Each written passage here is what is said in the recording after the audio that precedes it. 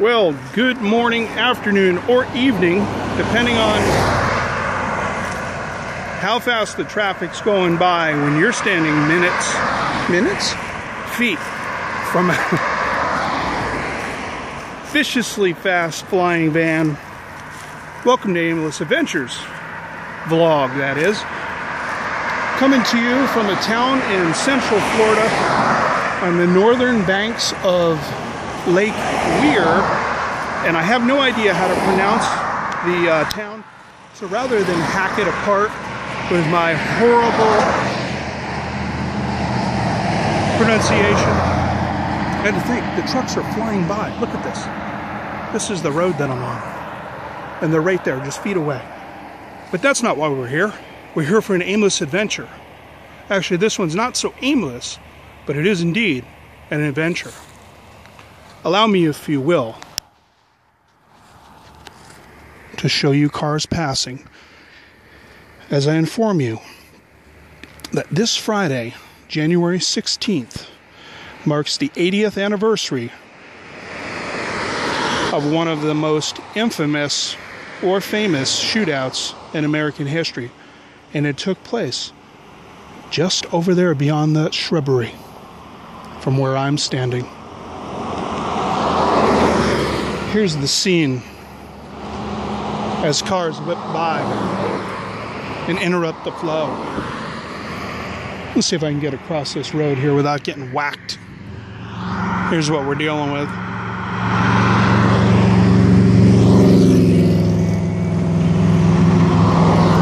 Alright.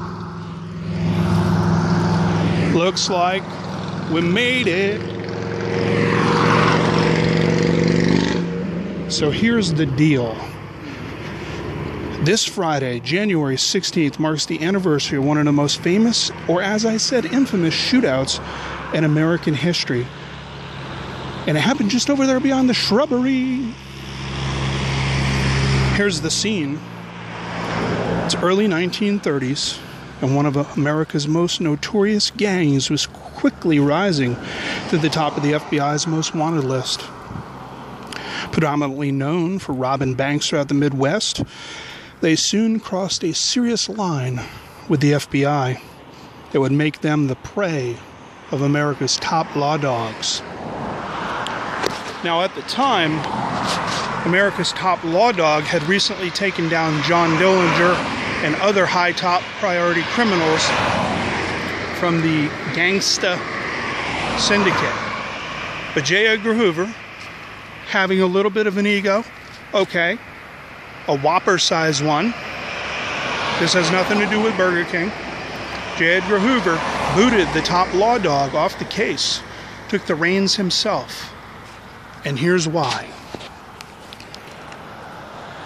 This particular gang in 1934 kidnapped a prominent Minnesota banker named Edward Bremer. Mr. Bremer was held for nearly a month in 1934 and released after the gang received a $200,000 ransom. The FBI then went hard after the gang, reportedly due to Bremer being the son of a close friend of then President Franklin Delano Roosevelt. If you're going to kidnap someone, it's probably a good idea, one, not to do that, because don't do that. But if you're going to do that, it would probably behoove you to make sure that they're not a friend or a close friend of the president at that time. Just saying. Not giving a nod to kidnapping, just saying that that was dumb. So, after one of the gang members known as Doc was arrested on January 8th, 1935, the FBI found a map of Florida with the Ocklawaha area circled. I'm currently in the Ocklawaha area. So once they found this, other members of the gang told the FBI that Doc kept talking about this great place on the lake where they had hunted and fished and even went after a massive alligator named Old Joe. I hope we don't see Old Joe or Young Joe or Cousin of Joe or even Mighty Joe Young. So the FBI was able to track down the old Joe Myth to Lake Weir, which is actually just on the other side of this house here. This driveway here is not the building I'm talking about. It's over there. But beyond that, the clearing is Lake Weir, and that's where the old Joe Myth came from. So they were able to track Doc down by the old Joe Myth. One of the agents wrote in his report that he exchanged pleasantries with one of the gang members named Fred, as an agent posed as a fishing tourist. Now, I'm not a fishing tourist, but I'm acting like a tourist. Allow me to read further. In the early morning hours of January 16th, 1935, agents surrounded the home. As they approached the front door, one of the gang leaders opened fire. His name was Fred Barker, and this is the scene of the last battle of Fred and Ma Barker, otherwise known as the Barker Gang. Just beyond the clearing of these shrubs, past the large tree, and the no-posted, no trespassing, keep out sign, is that building. But we're going to hold off. I'm not going to show you that building just yet. I do have additional information for you. The building beyond here that's kind of a rust color to the right of the tree is actually a newer building. I spoke with the gentleman who lives there. That particular building is his home. It's a private residence, and they really don't want people going in there. Apparently they've had some weirdos. Not you and I, sir, or viewer, or Mrs. Sir, or Junior Sir, or Little Susie Sir. Not us, but other folks have decided to just drive in, hop out, roam around, or just crash birthday parties, barbecues. We're not going to do that. That's wrong. So what happened was, on that property right there, where you see this house right there, that originally was a cook's house. Now, when the Barkers rented this property, this gentleman here, who lives here, his wife's great-grandfather rented the property. Now, they owned untold acres, but untold to me, including all of this. All the way back as far as the eye can see, all that wooded area and swampage. So right here, you have the cook's house. And when the Barkers rented that, they were allowed to have the offerings of the cook. Later on, that house burnt down, and it burnt down prior to the shootout. Back to the shootout. That fateful day, just 3 days from today. 3 days from today is the 80th anniversary of the shootout that happened on January 16th, 1935. A barrage of gunfire ensued from both sides, and it continued for over 4 hours. Some 2,000 holes were found in the house, and when the dust settled, Ma and Fred Barker lay dead in a pool of their own blood in the upstairs bedroom. The upstairs bedroom, if we could see from the front, would be looking this way towards the camera, top right, our top right, which looking at the house would be our top left, is where they were riddled with bullets and lay dead next to the door in a pool of their own blood.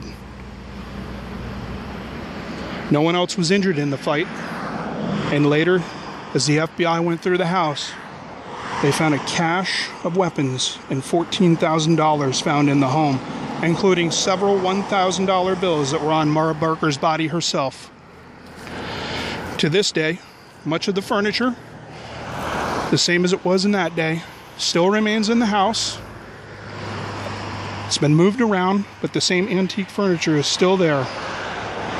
And some 1,500 to 2,000 bullets riddled that house. It's kind of hard to see, but it's right there. Right there. In the upstairs bedroom, if you were looking at it from the front, if you walked around the front, it would be right there. That top window is where they fired their last shot.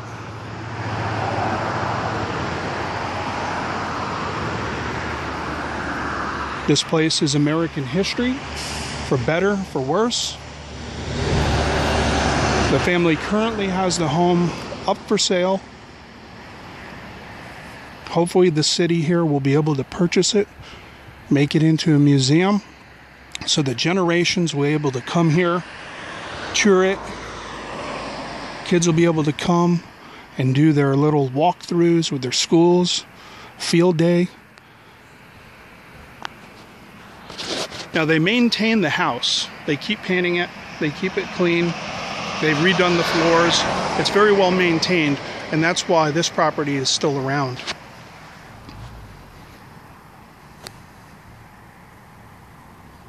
Beautiful lakefront property on a crisp January morning in 1935. The silence was broken with the sound of machine gun fire. As the Tommy guns opened up, peering out the window, Ma and Fred running from window to window, picking up various firearms and shooting them back and forth out the windows, as if to say to the cops, there's more than just the two of us here. But there wasn't. And when the smoke cleared, Ma and Fred lay dead. That's it. Thank you for joining us on this aimless adventure. Check us out on Facebook and Instagram. Try not to get hit. Aimless Adventures, all one word. And of course, you're watching us here on You to the Tube on the Aimless Adventures vlog. Don't forget, check out some of the other adventure videos that are out there. A couple that come to mind, of course, Adam the Woo. Great videos. He's out in Southern California as of this video. As of today, when I'm shooting this video, which is the 13th of January 2015. I'm going to go over here so I don't get whacked by a car. Also, check out Justin Scard, YouTube channel Justin Scard. Of course, Live Fast, Die Poor, and the Random Land Disney videos. I'm sure there are a lot of other guys out there. If you happen to know some additional cool videos, I'm interested in checking them out, especially if they pertain to Central Florida area, because I'm always looking for new stuff to check out. Like this. I saw this place here.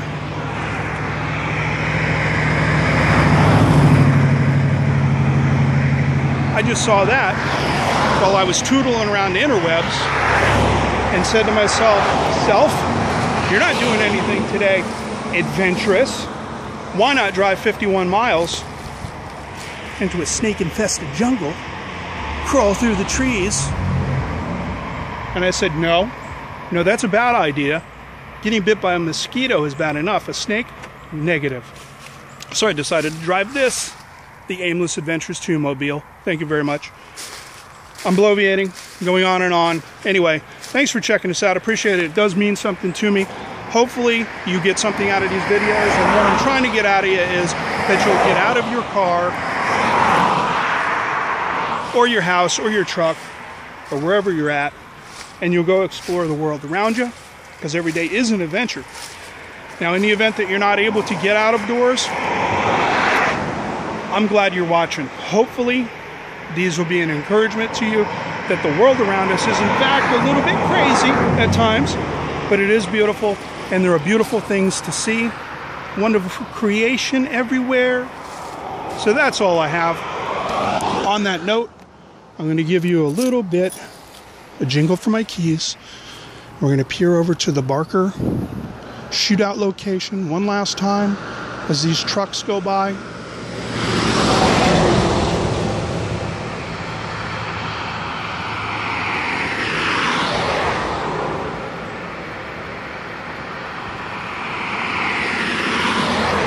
And that's it. Have a good day. Bye.